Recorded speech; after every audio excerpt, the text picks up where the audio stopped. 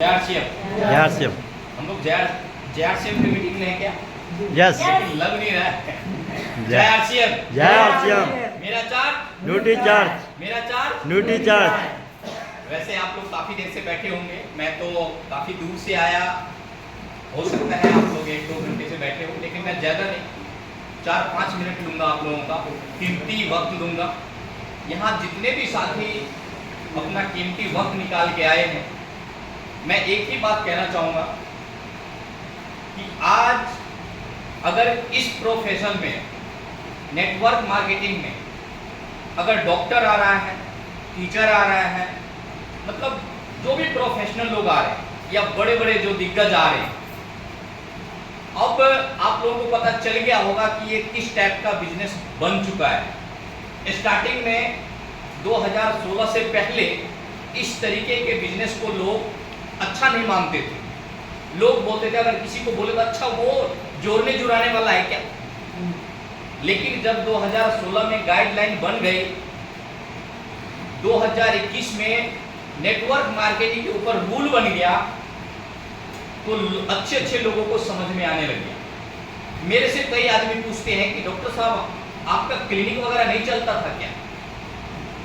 Clinic तो अच्छा खासा अभी भी चलता है, क्योंकि सर ने कहा कि जो काम आप कर रहे हैं, जिस काम से जितना इनकम आता है, आप तब तक पार्ट टाइम में आरसीएम को करो जब तक कि जो प्रेजेंट का काम है उससे ज्यादा इनकम यहां से पार्ट टाइम में नहीं आने लग जाए, तब तक आपको इसको पार्ट टाइम में करना है। और मैं रॉयल्टी अचीवर हूँ, रॉयल्टी पे हूँ, अच्छा खासा रॉयल्टी पे इनकम आ जाता है, सभी साथी को पता है। लेकिन उसके बावजूद भी अभी मेरा जो प्रैक्टिस है, मेरा जो क्लिनिक चलता है, महीने का जो आमदनी है, जब तक वहाँ टच नहीं पार्ट टाइम में आरसीएम से करूँगा, तब तक मैं क्लिनिक नहीं छोड़ूंगा। लेकिन अब धीरे धीरे मैं प्लानिंग करने लगा हूँ। फुल टाइम पहले क्लिनिक करता था, पार्ट टाइम आरसीएम करता था, लेकिन अब ये प्लानिंग चल रही है कि पार्ट टाइम क्लिनिक चलेगा और फुल टाइम आरसीएम चलेगा। अब कुछ ना कुछ तो बात है ना। यहाँ पे मोटिवेशनल बातें तो बहुत होती होगी, एजुकेशनल बातें भी बहुत होती होगी, लेकिन मैं ड्यूटी चार्ज पे ज़्यादा बात करता हूँ। और ड्यूटी चार्ज पे इसीलिए करता हूँ क्योंकि बहुत सारे हमारे साथी हैं, कहते हैं आप डॉक्टर है इसलिए समझा पाते हैं, मैं तो नहीं समझा पाता हूँ ड्यूटी चार्ज के बारे में। लोग कहते हैं तो दवाई है, मैं क्यों खाऊं, मैं तो ठीक हूँ। सबसे पहले एक लाइन आपको लिखना पड़ेगा, बार बार डीसी छावरा सर भी कहते हैं, बड़े बड़े ट्रेनर भी कहते हैं कि जो अपने पास इस तरीके का ड्यूटी चार्ज का प्रोडक्ट है, ये कोई दवाई नहीं है, ये न्यूट्रास्यूटिकल्स है। जो दवाइयाँ बाहर में बिकती है, जितनी भी अंग्रेजी दवाइयाँ आती हैं, वो फार्मास्यूटिकल्स में आती है। और सभी साथी को ये भी लिखना होगा नीचे में कि कोई भी रोग अंग्रेजी दवाइयों से पूरी तरीके से खत्म नहीं होता है। दूसरे लाइन में ये लिखना है कि अंग्रेजी दवाइयों का, जितनी भी अंग्रेजी दवाइयाँ हैं, उसका साइड इफेक्ट होता है। एक तरफ आपको जिस चीज के लिए खा रहे हैं उसमें तो आराम देगा, लेकिन दूसरे चीज आपको प्रॉब्लम क्रिएट करना शुरू कर देगा, यानी कि उसका साइड इफेक्ट होता है। जब इस तरीके से हम किसी को बताएंगे तो वो आपसे कहेगा क्या कि डॉक्टर हो कि नहीं, क्योंकि आप उसको एडवाइस दे रहे हैं, कोई डॉक्टरी की भाषा नहीं समझा रहे। और सबको पता है कि अंग्रेजी दवाइयाँ नुकसान पहुंचाती है।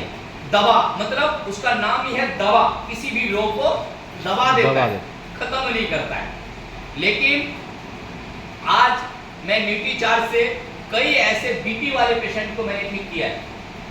आज मैं 21 साल से प्रैक्टिस करता हूँ, नरेला में शाहपुर गढ़ी है, वहाँ पे मेरा क्लिनिक है पिछले 21 साल से। 18 साल तक मेरे पास भी कोई जवाब नहीं था। कोई बीपी वाला आता था, कहता था कोई ऐसा दवाई बताओ जो हमें जिंदगी भर बीपी की दवाई ना खाना पड़े, तो मेरे पास भी उसका जवाब नहीं था। मैं बोलता था खाते जाओ। लेकिन आज मैं बोलता हूँ, क्योंकि कई ऐसे पेशेंट को मैंने बीपी की दवाई बंद करा दी है, अंग्रेजी में कोई बीपी की दवाई नहीं खा रहे हो। कई ऐसे शुगर के पेशेंट को मैंने शुगर का अंग्रेजी की दवाइयाँ बंद करा दिया है। और कई ऐसे थायराइड पेशेंट का मैंने थायराइड का अंग्रेजी दवाइयाँ बंद करा चुका हूँ। मेरे पास सारा प्रूफ है, मेरे पास सारा उसका पहले का रिपोर्ट, बाद का रिपोर्ट, वीडियो क्लिप, बहुत सारा मटेरियल मैं रखता हूँ। उसके बाद मैं पब्लिकली बोलता हूँ। लेकिन एक बात यहाँ पे आती है, हम बार बार मीटिंग में सुनते हैं, बार बार हम अपने अप्लायंस से सुनते हैं कि इससे थायराइड ठीक होता है, बीपी ठीक होता है, शुगर ठीक होता है, जोड़ों का दर्द ठीक होता है। तो हम करते क्या गलती है, फील्ड में जाते हैं, कहते हैं अच्छा तुम्हें थायराइड है, सारी दवाइयां बंद करो, ये लो मेरी आर्सिन की दवाइयां, इससे ठीक हो जाओगे। ये गलती कभी नहीं करना है। जो बीपी की दवाई या थायराइड की या शुगर की दवाई चल रही है, उसके साथ में इसको चलाना है, क्योंकि ये न्यूट्रास्यूटिकल्स है, नेचुरल है। किसी भी दवाई के साथ में ये चल सकता है, ये कोई दवाई तो है ही नहीं। अब बंद कब कराएं वो दवाई? तो जिस डॉक्टर से दवाई चल रहा है, उस डॉक्टर के देख रेख में उनको बोलना है कि मेरा रिपोर्ट दोबारा करो, शुगर कम हो रहा है क्या, बीपी कम हो रहा है क्या, डोज कम वो डॉक्टर करेगा, आपको डोज कम नहीं करना है। बीच बीच में चेक कराते रहना है। कई बार क्या होता है कि हम शुगर की दवाई अपना Nutricharge Glycem tablet, Nutricharge Glycem product, Nutricharge एस्फैब, हेल्थगार्ड, गामा ओरिजिनल, ये सब शुरू कर दिए। पता लगा उसका शुगर धीरे धीरे डाउन होना शुरू हो गया, फिर भी वो शुगर की दवाई वही वाली डोज, हैवी डोज खा रहा है, फिर क्या होगा? उल्टा काम करेगा, वो और दिक्कत करेगा। तो इसीलिए डॉक्टर के देख रेख में उसका डोज धीरे धीरे कम कराना है, अपने से डोज कम नहीं कराना है। अगर आपको लगता है कि वो उसका डॉक्टर नहीं समझ पा रहा है, तो आपके जो अपलाइन है, जो एक्टिव है, जो इसमें काम कर रहा है, उस अपलाइन से बात करना है। उस अपलाइन के पास अगर नॉलेज होगा तो ठीक है, नहीं तो वो अपने से अपलाइन या जो डॉक्टर इसमें काम कर रहा है उससे बात करके उसका डोज कम ज्यादा करवाएगा। राइट? कर सकते हैं? यस। कोई आपको कहेगा डॉक्टर हो कि नहीं, साफ साफ बता देना मैं डॉक्टर नहीं हूँ, लेकिन आपका दवाई छुड़वा सकता हूँ, इतना तो कह सकते हैं जी। और हम लोग बहुत ही भाग्यशाली हैं, जिन शख्सियत को सुनने के लिए हजार हजार 2-2 हजार लोगों की पूरी टीम रहती है, पूरा ग्राउंड भरा रहता है, पूरा हॉल भरा रहता है। उन शख्सियत सबको हम यहाँ पे 10-20 लोगों में सुनते हैं, मेन टू मेन बात करते हैं। जो सर अभी बात कर रहे थे, उनको सुनने के लिए हजारों की संख्या में भीड़ रहती है। उसके बाद हमें मौका मिलता है इनका प्रोग्राम सुनने के लिए। 150 रुपये का टिकट कटा के जाते हैं उनको सुनने के लिए। यहाँ पे कोई टिकट लगाए क्या? नहीं सर। तो जब टिकट नहीं लगाए तो अपने साथ में 2-4 और को लेके, अगर कुर्सी कम पड़ जाती है तो दरी भी छा लीजिए। अभी कोई मायने नहीं रखता है कि अभी 10-20 लोग यहाँ पे, आप बड़े बड़े लीडर से सुनिए वो क्या कहते हैं कि एक ऐसा मीटिंग था जिसमें हम 15 लोग थे, सिर्फ 15 लोग थे, और उस 15 लोगों का नाम जब वो गिनाएंगे तो वो 15 के 15 सभी के सभी करोड़पति है। हम लोग भी इतिहास रचेंगे कि उस प्रोग्राम में सर बोल रहे थे और हम सुन रहे थे, और उसमें हम 20 लोग थे, और आज 20 के 20 रॉयल्टी अचीवर है, 20 के 20 टेक्निकल अचीवर है। आप लोग ये कहना चाहते हैं कि नहीं? ये कब कहेंगे? जब अपने साथ में कुछ नए लोगों को लाएंगे। यहाँ पे कोई पैसा तो नहीं लगता है, तो क्या दिक्कत है? माहौल में, अभी सर बता रहे थे, माहौल में लेके आना पड़ेगा। एमएन पनेरू सर को सुनने के लिए अगर बाहर में बात करें तो कम से कम भी तो 100 रुपए का टिकट लेके सुनना पड़ता है, लेकिन यहाँ पे कोई टिकट नहीं है, और जो भी बात पूछना हो पूछ सकते हैं। देखिए माहौल का बिजनेस है। एक छोटा सा एग्जांपल देके मैं अपनी बात को खत्म करूंगा। एक सर्दियों में क्या होता है, हम लोग अंगीठी सेकते हैं ना, आग सेकते हैं, उसमें कोयला होता है, इतना बड़ा कोयला होता है। कोयला को हम लोग क्या करते हैं, जब उसमें रहता है आग में तो बिल्कुल आग रहता है, और सभी लोग उसको सेकते हैं, हाथ सेकते हैं। लेकिन चिमटी से लेके इसमें से एक कोयला को निकाल के उस आग में से साइड में रख दीजिए, वो क्या होगा? ठंडा हो जाएगा, आग बुझ जाएगी उसमें से। क्या उसको कोई सेकना पसंद करेगा? यहाँ तक कि उसको लोग लेके फेंक देगा। सेम अपने को क्या करना है, वो अंगीठी में, ये क्या है, ये अंगीठी है, ये जो सर बोल रहे हैं यहाँ पे वो अंगीठी है। यहाँ पे एक माहौल अंगीठी है। अगर इसमें हम लोग बने हैं तब तो हमारा महत्व है, हम लीडर हैं। अगर हम यहाँ से साइड हो गए, बाहर में इतनी नेगेटिविटी है, अगर थोड़ा सा भी बाहर में आप कुछ चर्चा कीजिए ना, आप एक बोलेंगे वो 4 बोल के आपको चुप करा देंगे। वहां पे हम नेगेटिव हो जाते हैं, वहां पे कहते हो शायद हम ही गलत हैं। लेकिन इस तरीके के प्रोग्राम में जब आप आते हैं, वहां पे एक डॉक्टर आके कह रहा है कि मैं डॉक्टरी करते हुए इस बिजनेस को कर रहा हूं, एक टीचर आके कह रहा है कि मैं टीचिंग करते हुए इस बिजनेस को कर रहा हूँ, एक इंजीनियर आके कह रहा है कि मैं अपना जॉब करते हुए इस बिजनेस को कर रहा हूँ, तो आपको भी लगता है कि जब ये कर सकता है तो मैं क्यों नहीं कर सकता, जब ये कर सकता है तो मैं क्यों नहीं कर सकता, जब एक डॉक्टर को इस बिजनेस की जरूरत है तो हम लोगों को क्यों नहीं जरूरत है, एक इंजीनियर को अगर इस बिजनेस की जरूरत है तो हम लोगों को क्यों नहीं जरूरत है। लेकिन वही बात है, यहाँ पे आते हैं पॉजिटिव रहते हैं, यहाँ पे आते हैं माहौल में रहते हैं, लेकिन जैसे ही बाहर जाते हैं कोई कुछ बोला वहां पे नेगेटिव हो जाते हैं। कभी भी ये गलती ना करें कि बिना सीखे कुछ किसी को बताएं। आपको कोई ना कोई ज्वाइन कराए होंगे, आपके संपर्क में कोई ना कोई लीडर होंगे, उनको पकड़िए और बोलिए कि बताओ मुझे ये बिजनेस होगा कैसे, मुझे ये बिजनेस करना है, क्योंकि उनको भी गरज है, उनको भी आगे बढ़ना है। जब तक आप नहीं आगे बढ़ेंगे तब तक वो नहीं आगे बढ़ेंगे।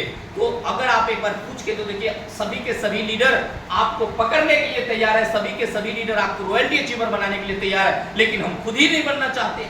फिर हम कहते हैं, हम शिकायत करते हैं, हमारा तो अपलाइन नहीं सुनता, हमारी तो टीम नहीं सुनती। पहले खुद को, अपने आप को सुन लीजिए, आपकी टीम भी सुनेगी, आपकी अपलाइन भी सुनेगी। जब मैं इस बिजनेस को स्टार्ट किया था तो मैं अपने अपलाइन को फोन किया कि सर ये बिजनेस मेरे से नहीं होगा। बोले क्या हो गया डॉक्टर साहब, आप तो बढ़िया पॉजिटिव थे, बढ़िया बात कर रहे थे, ये क्या हो गया। बोला मेरा इनकम आया है, देखे क्या। बोले क्या हुआ। मैं पूरे महीने में 2200 का पेट्रोल जला चुका हूं सर, लेकिन कमीशन कितना आया पता है। बोले कितना। मैं बोला 620 रुपए। बोला ये कौन सा बिजनेस है, खर्चा 2200 और इनकम 620, ये बिजनेस मेरे से नहीं होगा। उन्होंने क्या कहा, वो खूब जोर से हंसे, बोले वाह डॉक्टर साहब गजब हो गया, मेरा तो 242 रुपये आया था पहला, अभी मैं 1.5 लाख पे हूँ। आप सोचिए कि आपका 620 आया, आप तो मेरे से 4 गुना ज्यादा पे जाएंगे। मैंने ये नहीं रखता है कि आपका कमीशन 100 रुपये आया, 150 आया, 200 आया, 400 आया, 500 आया। मैंने ये रखता है कि अगर आप इस तरीके इस प्रोग्राम में बैठे रहेंगे, नए लोगों को लाते रहेंगे, हर एक प्रोडक्ट यूज करेंगे। अब यहाँ पे अगर हम चेक, किसी को वैसे मैं चेक करूंगा नहीं, मैं बराबर अब यहाँ पे आऊंगा, लेकिन कोशिश करना है कि सभी साथी ड्रेस में आए, सभी साथी आरसीएम के ड्रेस में आए, क्योंकि लेडीज अब कोई बहाना नहीं कर सकती कि हमारे लिए तो साड़ी नहीं आ रहा है, हमारे लिए तो सूट नहीं आ रहा है। यहाँ पे उनको सम्मानित किया जाएगा जो फुल ड्रेस में रहेंगे। अगर आज मैं अपनी बात करूं तो जुराब आरसीएम का, पैंट आरसीएम का, शर्ट आरसीएम का, टाई आरसीएम का, अंडरवियर आरसीएम का, बलियान आरसीएम का, हर एक आइटम आरसीएम का है। तभी तो बातें निकल रही है ना आरसीएम का। पता लगा हम प्रोडक्ट तो दूसरे कंपनी का यूज कर रहे हैं और बात कर रहे हैं आरसीएम का। कोई मानेगा क्या? कोई नहीं मानेगा। ये गॉड गिफ्ट प्लान है, भगवान का भेजा हुआ ये बिजनेस है सर। अगर भगवान का भेजा हुआ बिजनेस ये नहीं होता तो एक चीज बताइए, कोई भी ऐसा बिजनेस, कोई भी ऐसा दुकान आप बता दीजिए जो आपके सामने खुल जाए और वो खुश हो जाए आपसे। वो कहेगा कि कब इसका दुकान बंद हो जाए जो मेरा चालू हो जाए, कब इसका बिजनेस बंद हो जाए जो मेरा जॉब लग जाए, कब इसका जॉब खत्म हो जाए जो मेरा जॉब लग जाए। पहला ऐसा बिजनेस है जो आदमी खुद भी कमाता है और दूसरे को हाथ पकड़ता है कि आजा मैं बताऊं कि पैसा कमाया कैसे जाता है। ये है गॉड गिफ्ट प्लान की नहीं? यस सर, पूरी तरीके से गॉड गिफ्ट है सर। अगर नहीं मानते हैं तो मानना पड़ेगा। मैं अपनी बात बताऊं, मैं हर चीज आरसीएम का यूज करता था। अपलाइन को बोलता था सर मैं रॉयल्टी पे जाते जाते रुक जाऊं, क्या कारण है? वो बोलते थे चेक करो, हर बार यही कहते थे चेक करो। अब मैं सारा आइटम आरसीएम का यूज करता था, लेकिन एक आइटम जो मेरा बलियान था वो टीटी कंपनी का था। तो मैं कहता था सब तो मैं आरसीएम का यूज करता हूं। फिर उन्होंने कहा एक बार अपना ड्रेस अप चेक करो। मैं सही कह रहा हूं, मैं उस महीने बलियान चेंज कर दिया। मैं बोला कि शायद कहीं यही तो नहीं है, इसको मैं साइड कर दिया और अगले महीने रॉयल्टी का पिन आ गया मेरा। एक बार जोरदार तालियां हो जाएंगे आपको। कोई ऑफलाइन आपको चेक नहीं करेगा, कोई डाउनलाइन चेक नहीं करेगा, आप खुद चेक करेंगे और ऊपर वाला चेक करेगा। जिस दिन आपने उस पे विश्वास कर लिया और खड़ा उतर गए, उस दिन बड़े से बड़ा पिन आपके लिए तैयार है। बशर्ते आपको ईमानदारी से काम करना पड़ेगा कि आप आरसीएम का 100% घर में यूज होना चाहिए, 100% आपके बदन पे होना चाहिए, 100% आरसीएम में है तो आरसीएम की बातें होनी चाहिए। पता लगा एक एक आदमी 3-3 कंपनी कर रहा है, एक साथी आया मेरे से बोल रहा है मैं आरसीएम की बात कर रहा हूँ, अरे डॉक्टर साहब क्या ये कंपनी लेके बैठे हो, मेरे बैग में 4 कंपनी है, वेस्टीज भी कर रहा है वो, सैपसॉप भी कर रहा है वो, हर्बल लाइफ भी कर रहा है वो, और आरसीएम का प्लान लेके दिखा रहा है वो। कोई करेगा क्या आरसीएम? नहीं करेगा। प्लीज आप लोग भी अगर इस तरीके से कोई भी नेटवर्किंग कर रहे हैं तो आज ही उसको स्किप कर दीजिए इमीडिएट। कोई पूछने नहीं जाएगा आपको, अपने दिल से जिस दिन आपने इस आरसीएम बिजनेस पे भरोसा कर लिया उस दिन ये सिस्टम आपके ऊपर भरोसा करके और आपके घर में वो कामयाबी ला देगा। ये नहीं पता कि कौन कब आपके नीचे वो ज्वाइन हो जाए, जो मुकेश कोठारी जी हो जाए वो। मुकेश कोठारी जी भी तो किसी के नीचे ज्वाइन हुए थे। Yes sir. सुरेंद्र वत्स जी भी तो किसी के नीचे ज्वाइन हुए थे। जिस दिन वो ज्वाइन हुए क्या उसको पता था क्या कि ये सुरेंद्र वत्स बन जाएंगे, मुकेश कोठारी जी बन जाएंगे? किसी को पता था क्या? नहीं सर। हमारे नीचे भी ऐसे मुकेश कोठारी और सुरेंद्र वत्स ज्वाइन होने के लिए तैयार है, लेकिन अपने आप को तो पहले तैयार कर लीजिए। करेंगे आज के बाद? Yes sir. नए लोगों को लाएंगे, बिल्कुल सर। 100% प्रोडक्ट यूज होगा। Yes sir. अपलाइन से डेली बात करेंगे, यस सर। सिस्टम की बात करेंगे, यस सर। प्लान दिखाएंगे। Yes sir. जब सब चीज करेंगे तो कामयाबी भी आपके लिए तैयार है आने के लिए। एक बार जोरदार तालियां। थैंक यू, बहुत बहुत धन्यवाद। आप लोग काफी देर से बैठे हैं, थक भी गए होंगे, लेकिन एक बात तो तय है कि ऊपर वाले के मर्जी के बिना एक पत्ता भी नहीं हिलता है। और अगर आप 1 घंटा 2 घंटा यहाँ पे बैठे हैं तो जरूर ये ऊपर वाले की प्लानिंग है जो आपको यहाँ पे जबरदस्ती दिखा रखा है, क्योंकि वो आपको बहुत कुछ देना चाहता था और आज बहुत कुछ आपको मिल गया है। एक लाइन में मैं अपनी बात को खत्म करना चाहूंगा कि हर एक बंदा